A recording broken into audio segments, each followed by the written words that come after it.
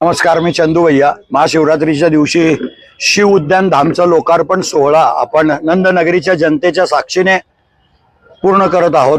संध्याकाळी 6 वाजेनंतर महादेवाच्या मूर्तीची आरती सर्वांच्या साक्षीने आरती करायची आहे, ध्वज चढवायचा आहे आणि ज्यांनी 1943 मध्ये या बगीच्याला 2300 रुपये देणगी दिली होती त्या माणसाच्या पुतळ्याचं सुद्धा अनावरण आपल्याला करायचं आहे।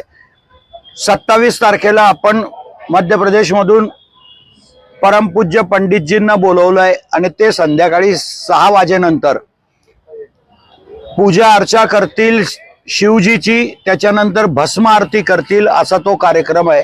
28 तारखेला सकाळपासून रुद्राक्ष वाटप आहे।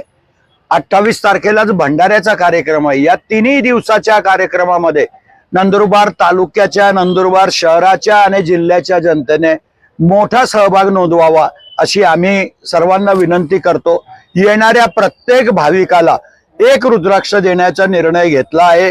कितीही लोक आले तरी रुद्राक्ष दिले जातील आणि जर कुठले रुद्राक्ष तर परत 2-4 दिवसामध्येच मागवून परत लोकांना जनतेपर्यंत रुद्राक्ष पोहोचवण्याचा मानस आमचा आहे।